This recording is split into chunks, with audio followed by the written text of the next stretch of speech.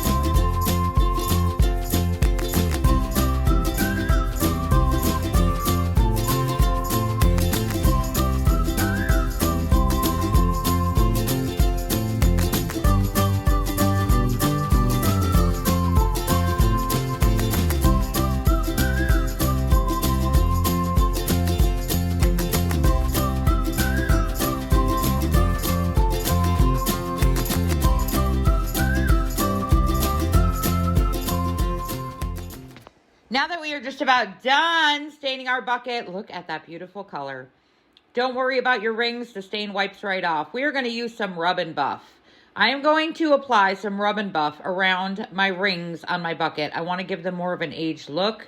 I am just not that brassy bronze color girl, and I want this to look more aged and primitive.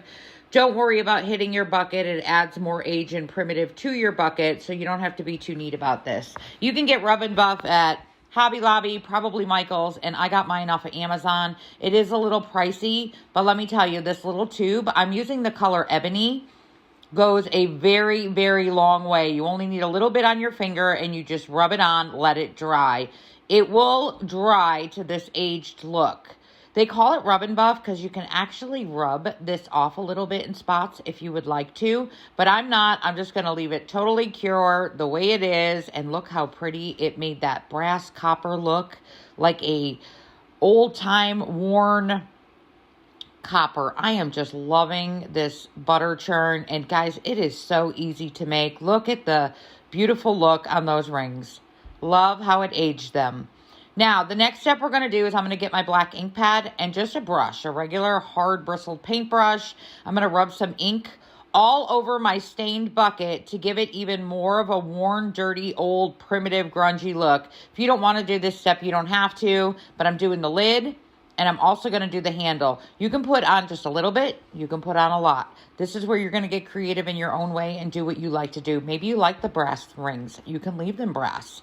I'm also going to do the handle.